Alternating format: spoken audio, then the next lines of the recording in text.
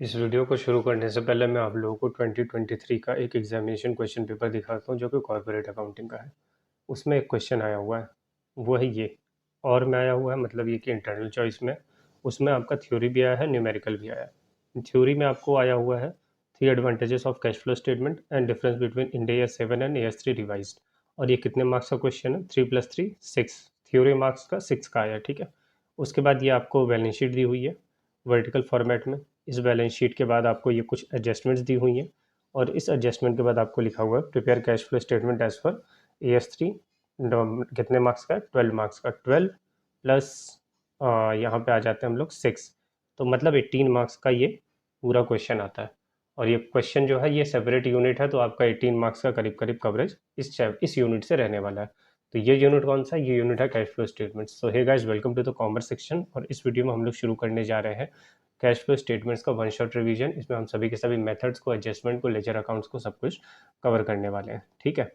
आज और शुरू करते हैं। सबसे पहले एडवांटेजेस की बात करें, जो थ्योरी का क्वेश्चन आया इसमें यही दो क्वेश्चन ज़्यादातर बनते ही हैं, तो इन दोनों क्वेश्चंस को हम लोग क्लियरली कवर कर लेते हैं। Advantages of cash flow statements की बात करें, it clearly shows the total inflow of cash and outflow of cash. इसमें आपका एक्रूवल बेसिस पर नहीं होता है, इसमें आपका रिसिप्ट और पेमेंट बेसिस पर होता है। कितना कैश आया, कितना कैश गया, ठीक है। एक्रूवल बेसिस पे नहीं होता ये अकाउंट। इस स्टेटमेंट को बनाने के लिए एक्रूवल बेसिस फॉलो नहीं होता। उस P&L अकाउंट जो बनाते हो ना आप लोग, वो एक्रूवल बेसिस पे होता है। ये रिसिप्ट और पेमेंट पे बेसिस पे होता है। पॉइंट नंबर बी हो जाता है, it provides specific information about the cash flow from operating, investing and financial activities. देखिए, कैश फ्लो स्टेटमेंट्स में 3 एक्टिविटीज होती हैं, ऑपरेटिंग, फाइनेंसिंग और इन्वेस्टिंग। इन तीनों को अलग अलग एक ही स्टेटमेंट में 3 ब्लॉक्स बना के इसको दिखाया जाता है। तो ये पता लग जाता है कंपनी ने किस ब्लॉक में कितना ज़्यादा इन्वेस्ट किया है या कितना ज़्यादा उसमें से फ्लो इनफ्लो कितना हुआ है, ये हमको पता लग जाता है। पॉइंट नंबर 3 की बात करें, it is important tool to जज the efficiency of the management regarding the proper utilisation of cash resources. उसमें जब आपके पास कैश है, आपने कुछ कैश एक्वायर किया है, कुछ कैश स्पेंड किया है या इन्वेस्ट किया है, वो आपको पता लग जाएगा कैश फ्लो स्टेटमेंट में कि कहाँ किस जगह पर को इन्वेस्टिंग में कितना पैसा मैनेजमेंट में लगाया है, और ऑपरेटिंग के लिए कितना पैसा खर्चा किया, फाइनेंसिंग के लिए कितना पैसा खर्चा किया। तो एक डिटेल्ड एनालिसिस आप लोगों के सामने आ जाता है। पॉइंट नंबर 4 की बात करें, it disclose the liquidity and solvency position of the enterprise. देखिए, इसका रीज़न क्या होता है, P&L अकाउंट जो आपका बनता है वो बनता है आप लोगों का एक्रूवल बेसिस पे।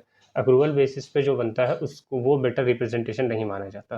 कैश बेसिस पे रहता है सॉल्वेंसी के लिए। इनकेस अगर अर्जेंट में आपको कोई पेमेंट करनी पड़ जाए तो आपके पास कैश कितना है, आप उस चीज़ को कितना कवर कर सकते हो, उसके लिए ये होता है, ठीक है। और जितने भी रियल लाइफ होते हैं ना, कैश इनफ्लो पे काम होता है, कैश इनफ्लो और कैश आउटफ्लो पे काम होता है, एक्रूवल बेसिस पे काम नहीं होता प्रैक्टिकली।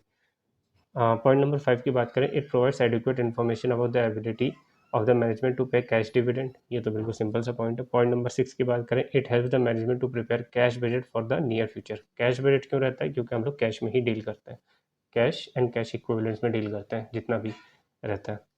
उसके बाद आ जाता है point number 7, it provides the enough information to the management so that it can avoid situation like excess or cash deficiency in respectively. ये अलग इन्फॉर्मेशन दे देता है आपको। इससे ये पता लग जाता है कि हमारे पास कैश कितना है, और एक कंपनी के पास ना एक वर्किंग कैपिटल के फॉर्म में भी कैश रखना पड़ता है। तो कैश अगर आपके पास एक्सेस है तो आप उसको इन्वेस्ट कर देते हो, कैश अगर डेफिसिट है तो आप कोशिश करते हो कि उस डेफिसिट को फुलफिल किया जाए। तो ये इन स्टेटमेंट से हमें इतना भी पता लग जाता है कि कैश एक्सेस में है या डेफिसिट में। पॉइंट नंबर 8 की बात करें, it focuses on weaker and stronger activities of the enterprise regarding various activities. तो कौन से सेक्टर में इन्होंने वीक इन्वेस्टमेंट किया, कैश इनफ्लो कहाँ पे ज़्यादा हुआ है, कहाँ पे कम हुआ है, उसके हिसाब से वीक और स्ट्रॉन्ग डिसाइड हो जाता है।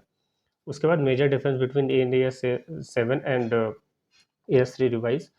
तो इसके बारे में बात कर लेते हैं। ये क्वेश्चन भी बहुत फेवरेट है क्योंकि AS तो आपके क्वेश्चन आपके आई मीन सिलेबस में पहले से ही था, बट उसके बाद उन लोगों ने इंड AS को इंट्रोड्यूस कर दिया था। तो इंड AS में भी इंड AS 7 जो है वो कैश फ्लो स्टेटमेंट्स का है। इसको आप देख लीजिएगा, extraordinary items no separate classification Ind AS में, और AS 3 में जो है सेपरेट क्लासिफिकेशन होता है। जब मैं आप लोगों को पूरा फॉर्मेट दिखाऊंगा उसके अंदर भी आप लोग को देख सकते हो।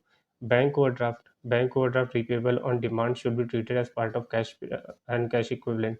और जो बैंक ओवरड्राफ्ट है इसके लिए AS 3 साइलेंट रहता है।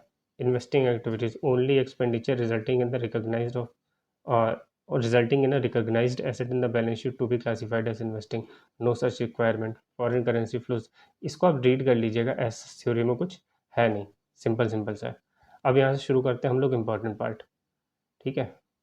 AS3 जो है कैश फ्लो स्टेटमेंट होता क्या है? It is a statement that summarises cash inflow, मतलब कि cash receipt, and the cash outflow, cash payment arising from operating, investing and financing activities. Cash flow में तीन एक्टिविटीज़ होती हैं, जैसा कि मैंने इससे पहले बताया था, ऑपरेटिंग, इन्वेस्टिंग और फाइनेंसिंग। ऑपरेटिंग एक्टिविटीज़ कौन सी होती है? Cash arising out of business operation, जो प्रिंसिपल रेवेन्यू जनरेटिंग एक्टिविटीज़ होती है उनको बोला जाता है ऑपरेटिंग।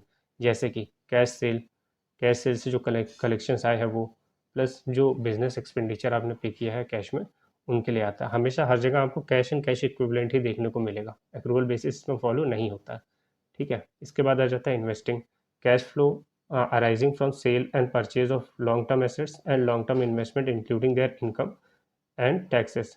इंक्लूडिंग देयर इनकम मतलब कि जब आपने इन्वेस्टमेंट किया है उसके ऊपर आपका कुछ डिविडेंड रिसीव हो रहा है या इंटरेस्ट रिसीव हो रहा है, तो उसको, इनकम को भी आप लोग इसमें इंक्लूड करोगे, प्लस टैक्सेस जो लिखा हुआ है। ये बात ध्यान रखना कि अगर आपका जो इन्वेस्टमेंट है या लॉन्ग टर्म एसेट है वो इन्वेस्टिंग में आया हुआ है, तो उस पर रिलेवेंट जितने भी टैक्सेस होते हैं वो इन्वेस्टिंग में ही आएंगे, ठीक है। जैसे कि आपने इन्वेस्टमेंट किया, आपने इन्वेस्टमेंट शेयर्स में किया, शेयर्स में इन्वेस्टमेंट कर दिया लॉन्ग टर्म के लिए, वहाँ से आपको इंटरेस्ट आया, जब आपने पूरा सेल आउट कर दिया कैपिटल गेंस टैक्स लग गया, कैपिटल गेंस टैक्स भी आपका इन्वेस्टिंग में ही आएगा। फाइनेंसिंग रहता है, ये कैपिटल स्ट्रक्चर जो कंपनी का रहता है उसके बेसिस पे होता है, उसमें कितना आपने कैपिटल रेज किया और कितना रिपेमेंट किया, उससे रिलेटेड चीज़ें आती हैं। Cash flow arising from long term financing and their repayment cost and their taxes they are on.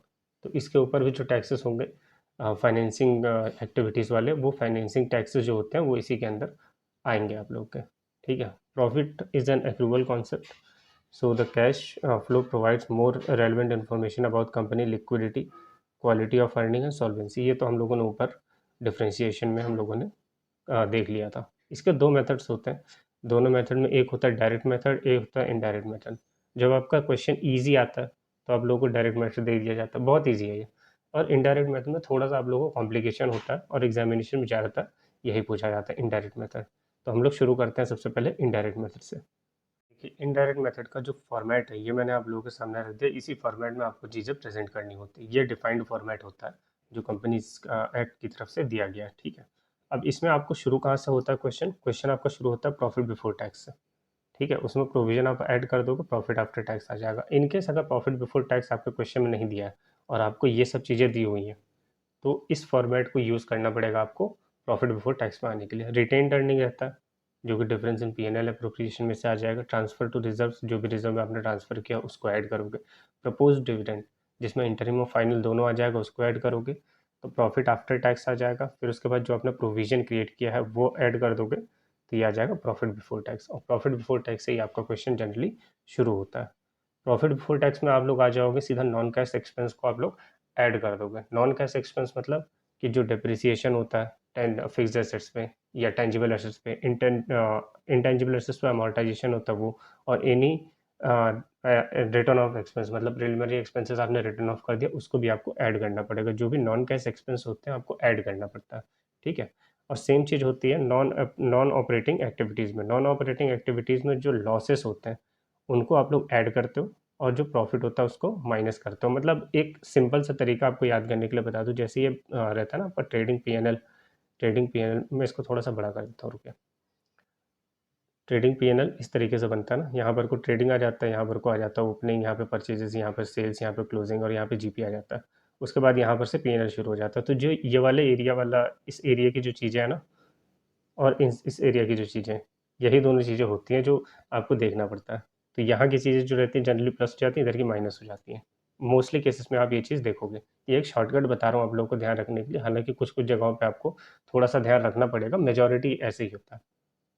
Non operating profit को आप माइनस कर दोगे, जैसे कि P&L from the sale of fixed assets, investment या इंटरेस्ट एक्सेट्रा। उसको minus करने के बाद आपको थर्ड करना पड़ेगा adjustment of working capital. Working capital का एडजस्टमेंट हम लोग क्यों करते हैं? उसको कन्वर्ट करने के लिए एक्रूवल से कैश में, ठीक है। जितना भी क्योंकि P&L जो रहता है ये सभी के सभी P&L में इनकी चीज़ें रहती हैं, तो जो अक्रूवल रहता है तो वो P&L में रहता है। हम लोग को कैश ही चीज़ें चाहिए होती है कैश फ्लो स्टेटमेंट बनाने के लिए, तो उसको जो P&L के आइटम को है वो उसमें भी कैश फ्लो ही दिखाते हैं, लेकिन वो अक्रूवल पे होता है, समझ रहे हो आप? तो अक्रूवल को आप लोग को कैश में कन्वर्ट करना पड़ेगा, तो एडजस्टमेंट करना पड़ता है वर्किंग कैपिटल में। सॉरी, थोड़ा सा कॉम्प्लिकेट हो गया है। आप थोड़ा सा एक और बार वापस जाके ना इस चीज़ को रीड आउट करोगे तो आपको समझ में आ जाएगा। तो इंक्रीज इन करंट एसेट्स होता है तो माइनस होता है। करंट एसेट्स मतलब कि मान लेते हैं आपके पास इन्वेंट्री है। इन्वेंट्री आपकी पहले 100 थी, अब 120 हो गई। ठीक है, तो आपकी इन्वेंट्री बढ़ गई। वो इन्वेंट्री बढ़ गई मतलब आपने इन्वेंट्री जो है वो खरीदा होगा।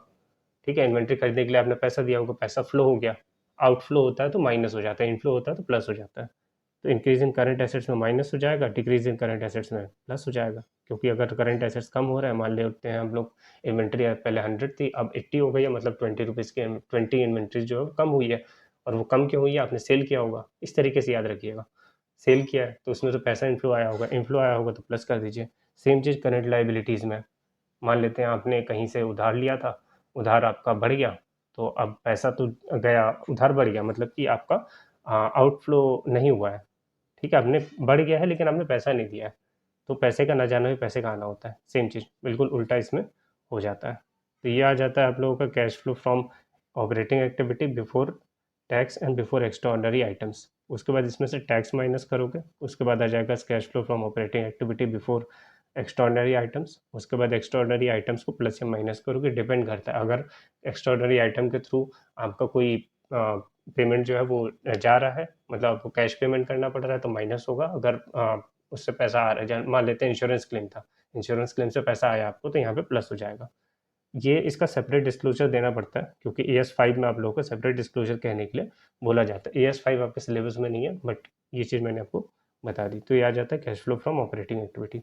और आप देखोगे जितने भी मेथड हैं, चाहे वो डायरेक्ट मेथड हो, इनडायरेक्ट मेथड हो, इसमें सिर्फ ऑपरेटिंग एक्टिविटीज़ वाला जो पार्ट है, सबसे पहला वाला ब्लॉक, सिर्फ इसी में चेंजेस हैं। इसी के दो मेथड होते हैं, बाकी जो फाइनेंसिंग और इन्वेस्टिंग एक्टिविटीज़ होते हैं वो दोनों मेथड्स में उनको निकालने का तरीका सेम होता है। तो आप लोग को ऑपरेटिंग एक्टिविटीज़ के ही दो मेथड होते हैं।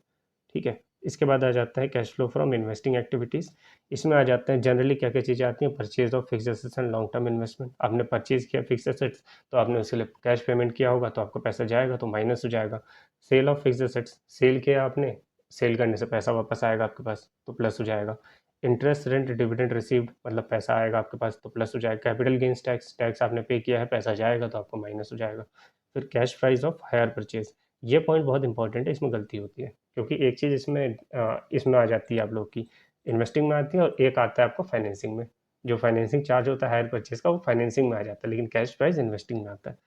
तो कैश प्राइस आपने पे किया है तो वो माइनस हो जाएगा। तो cash flow from investing activities का टोटल आ जाएगा। उसके बाद आ जाता है cash flow from financing activities, जिसमें आ जाएगा शेयर्स आपने इशू किया है, डिबेंचर्स, बॉन्ड्स या लोन ऑब्टेन किया है, इसमें नेट प्रोसीड्स आपको लिखनी है। ठीक है, एक्सपेंसेस माइनस करने के बाद आपके पास पैसा है, प्लस हो जाएगा। उसके बाद रीपेमेंट होगा तो उसका माइनस कर दोगे। डिविडेंड पे करोगे फिर भी आपका कैश कम होगा, माइनस कर दोगे। डिविडेंड डिस्ट्रीब्यूशन टैक्स, टैक्स भी आप पे करोगे, माइनस कर दोगे। ये देखो, finance charge of hire purchase, इसको आप लोग यहाँ पर को माइनस कर दोगे। ऐसा नहीं है कि finance charge of hire purchase यहाँ लिख देना क्योंकि कैश प्राइस यहाँ पे है, ये गलती मत करना। ये गलती बहुत बार होती है स्टूडेंट से। हालांकि आंसर में देखिए यहाँ पे भी माइनस हो रहा है और यहाँ पे भी माइनस हो रहा है, तो माइनस होने से आंसर आपका चेंज नहीं होगा, लेकिन वो डिस्क्लोज करने के लिए आपको जो प्रेजेंटेशन होता है ना वो गलत हो जाएगा, और यहाँ पे प्रेजेंटेशन के मार्क्स अच्छे मिलते हैं। ठीक है, तो ये आ जाएगा cash flow from financing activity. Cash flow from financing activities के बाद टोटल कर दोगे आप ऑपरेटिंग, इन्वेस्टिंग और फाइनेंसिंग को, तो ये आ जाएगा अमाउंट। उसके बाद opening cash and cash equivalent को कर दोगे, जो कि आप लोग के बैलेंस शीट में दिया रहता है, उसको ऐड कर दोगे तो आप लोगों का आ जाएगा closing cash and cash equivalent. Generally जो क्लोजिंग और ओपनिंग रहता है वो आपके एग्जाम आपके बैलेंस शीट में दिया रहता है, तो ओपनिंग आपको प्लेस करना होता है, प्लस आपको टोटल ऐड करना होता है, तो क्लोजिंग ऑटोमेटिकली आ जाता है। अगर आपको क्लोजिंग बैलेंस जो बैलेंस शीट है उसमें closing cash and cash equivalent आपके सेम है इस फॉर्मेट को बनाने के बाद, तो आप लोगों का आंसर करेक्ट है। अब बात करते हैं हम लोग कैश एंड कैश इक्विवेलेंट होता क्या है। ठीक है, अगले पेज में हम लोग इसकी बात करते हैं। देखिए, cash and cash equivalent includes cash in hand, demand deposit with bank, and the cash equivalent include short term highly liquid investment that are readily मतलब easily, that are easily convertible into your known amount of cash which are subject to insignificant risk and change in the value। जो short term investments होते हैं generally 3 months इनको लिया जाता है। 3 months के अंदर अगर आपकी इन्वेस्टमेंट मैच्योर हो रही है तो उसको कैश एंड कैश इक्विवेलेंट में ऐड कर लिया जाता है। Securities with the short maturity period से 3 मंथ्स और less from the date of acquisition, उसको कैश एंड कैश इक्विवेलेंट में ऐड किया जाता है। तो सीसीई में आपका क्या क्या आ जाता है, कैश इन हैंड आ जाता है, डिमांड डिपॉजिट विद बैंक आ जाता है, plus short term highly liquid investments होती हैं जो ज़्यादा फ्लक्चुएट नहीं करती और रिस्क उनमें कम होता है। ठीक है, इसके बाद आ जाते हैं हम लोग adjustment of working capital. Adjustment में होता है करंट एसेट्स। करंट एसेट्स में आप लोग क्या क्या इंक्लूड नहीं करते हो, cash, bank, marketable securities and demand deposits. ये क्यों नहीं करते हैं, क्योंकि ये सीसीई में ऐड हो जाते हैं तीनों के तीनों। ठीक है, तो वर्किंग कैपिटल जो ऊपर हमने किया था ना, increase in current asset, decrease in current asset, increase in current liability, decrease in current liability, उसमें इनको नहीं लिया जाता। Current liabilities does not include provision for tax, क्योंकि प्रोविजन फॉर टैक्स हमने सबसे ऊपर कर लिया था। प्रॉफिट आफ्टर टैक्स आया था, उसके बाद प्रोविजन फॉर टैक्स हमने ऐड किया था, उसके बाद आया था प्रॉफिट बिफोर टैक्स। तो ये इसका एडजस्टमेंट सबसे ऊपर हो गया था, प्रपोज डिविडेंड का सबसे ऊपर हो गया था, और शॉर्ट टर्म बोरोइंग्स का रहता है। ठीक है, सी और सी एल में ये सब चीज़ें नहीं ली जाती हैं। अब आपके एग्जामिनेशन में कुछ जब ओपनिंग और क्लोजिंग बैलेंस शीट दी होती है, कुछ ट्रांजैक्शन और एडजस्टमेंट दी होती हैं, तो उसमें आप लोगों को अकाउंट्स बनाने पड़ते हैं। जब पेपर टफ आता है तो आपको अकाउंट्स बनाना पड़ेगा वहाँ पे। ठीक है ना, पी एन एल अप्रोप्रिएशन का अकाउंट जो आएगा वो रहेगा balance B D, balance C D, reserve में जो ट्रांसफ़र किया आपने लेफ्ट साइड में आ जाएगा डेबिट में, और जो प्रपोज डिविडेंड है वो भी डेबिट हो जाएगा, और नेट प्रॉफिट आ जाएगा यहाँ पे। अब यहाँ से शुरू होता है आप लोगों को लेजर बनने का काम। जैसे कि प्रोविजन फॉर टैक्स रहेगा, ओपनिंग बैलेंस दिया रहेगा, क्लोजिंग बैलेंस दिया रहेगा आप लोगों के बैलेंस शीट में। उसके बाद जो आपने उस ईयर में पे किया है वो हो जाएगा टू बैंक। ठीक है, ये टैक्स पेड आ जाएगा, और P N L appropriation current year provision. तो जो प्रोविजन फॉर टैक्स आपने स्टेटमेंट में सबसे ऊपर किया था वो वहाँ अमाउंट ये वाला आ जाएगा, और टैक्स पेड जो सबसे नीचे आ रहा था ना, cash flow before extraordinary item and before tax, तो ये जो टैक्स पेड है वहाँ पे आ जाएगा। एडवांस टैक्स की बात करें, एडवांस टैक्स आपका एसेट अकाउंट की तरह होता है, तो balance B D, balance C D, to bank हो जाएगा, तो आपको ये हो जाएगा कितना आपने टैक्स पे किया, प्रोविजन फॉर टैक्स आपका क्रेडिट में आ जाएगा, उसके बाद बैंक बाई बैंक आएगा तो आपका कोई रिफंड होगा। ऐसी प्रपोज डिविडेंड का है, आप लोग देख लीजिएगा, एसेट का देख लीजिएगा, same W D B, opening balance, closing balance, to bank purchase, by bank sale, और टू पी एन एल आ जाएगा आपका profit, by P N L आ जाएगा आपका लॉस हो जाएगा, और एसेट होगा तो डिप्रिसिएशन आपको करना पड़ेगा। सेम चीज़ इन्वेस्टमेंट के साथ भी है, bank opening balance, closing balance, to bank आ जाएगा परचेज में, बाई बैंक आ जाएगा आप लोगों का सेल में, टू पी एन एल हो जाएगा प्रॉफिट में, by P N L loss में। प्री एक्विजिशन डिविडेंड जो होता है वो आपका as a recovery of cost माना जाता है, इसलिए आप लोगों को इसको क्रेडिट करना पड़ेगा। ठीक है, पार्ट ऑफ द कॉस्ट होता है ये। उसके बाद आता है एसेट अकाउंट ओरिजिनल। देखिए, एक बैलेंस शीट जो बनी रहती है उसके अंदर आपको एक्यूमुलेटेड डेप्रिसिएशन का भी ओपनिंग बैलेंस दिया रहता है और क्लोजिंग बैलेंस दिया रहता है। उस केस में आपको क्या करना होता है, उस केस में आपको दो अकाउंट बनते हैं, एक तो एसेट अकाउंट होता है, एक होता है हम लोगों का एक्यूमुलेटेड डेप्रिसिएशन अकाउंट। ठीक है, उसको बनाने के लिए आपको एसेट अकाउंट बनाना पड़ेगा, टू ओपनिंग बाई क्लोजिंग। ठीक है, ये तो बैलेंस आपको ऑलरेडी दिया रहता है। उसके बाद बैंक अगर आपने परचेज किया है टू बैंक आ जाएगा, अगर आपने कुछ सेल किया बाई सेल आ जाएगा। पी एन एल और पी एन एल यहाँ पर को प्रॉफिट और लॉस आ जाएगा, प्रॉफिट होगा तो आपका डेबिट होगा, अगर लॉस होगा तो आपका क्रेडिट होगा। और उसके बाद उस एसेट को, उसके ऊपर जितना भी एक्यूमुलेटेड डेप्रिसिएशन आपके क्वेश्चन में दिया होगा वो आप यहाँ पे लिखोगे। ठीक है, by accumulated depreciation on sale, जो भी एसेट सेल हो रहा है उसमें एक्यूमुलेटेड डेप्रिसिएशन कितना लगा। उसके बाद एक्यूमुलेटेड डेप्रिसिएशन का आप लोग अकाउंट बनाओगे जो कि क्रेडिटर्स जैसा अकाउंट होता है, बाई बैलेंस बी डी और टू बैलेंस सी डी, और जो यहाँ पर को एक्यूमुलेटेड डेप्रिसिएशन का अमाउंट है ये यहाँ पे आ जाएगा डेबिट में। उसके बाद by P N L current year depreciation आ जाएगा, और डेप्रिसिएशन का आप जानते हो नॉन कैश आइटम्स का आपने एडजस्टमेंट ऑलरेडी ऊपर सीख रखा है। इसके बाद अगर हम लोग बात करें तो ये आ जाता है डायरेक्ट मेथड। बहुत ही सिंपल है, डायरेक्ट मेथड में तो कोई भी दिमाग नहीं लगाना होता। डायरेक्ट मेथड में क्या होता है, ओनली फॉर ऑपरेटिंग एक्टिविटीज़, क्योंकि इन्वेस्टिंग और फाइनेंसिंग जो होता है दोनों मेथड में सेम होता है। तो डायरेक्ट मेथड में ओनली फॉर ऑपरेटिंग एक्टिविटीज़ होता है। इसमें क्या रहता है, जितना पैसा आया उसको प्लस कर दो, जितना पैसा गया उतना माइनस कर दो। पैसा कहाँ से आएगा, आपने कैश सेल्स किया, इसमें क्रेडिट सेल्स नहीं आएगा, ये बात ध्यान रखना। क्रेडिट सेल्स वगैरह वो प्रॉफिट एंड लॉस अकाउंट में आता है, क्योंकि वो एक्रूवल बेसिस पे बनता है। आपने क्रेडिट पे सेल किया, बाद में कभी पैसा मिलेगा, लेकिन यहाँ पे सिर्फ कैश कैश की ही बात करते हैं हम लोग। कैश सेल करोगे कुछ पैसा आएगा, फिर कलेक्शन फ्रॉम डेटर जिनको आपने सेल किया उनसे कलेक्शन करोगे तो भी पैसा आएगा आप लोगों के पास, इसको प्लस करो इसको प्लस करो।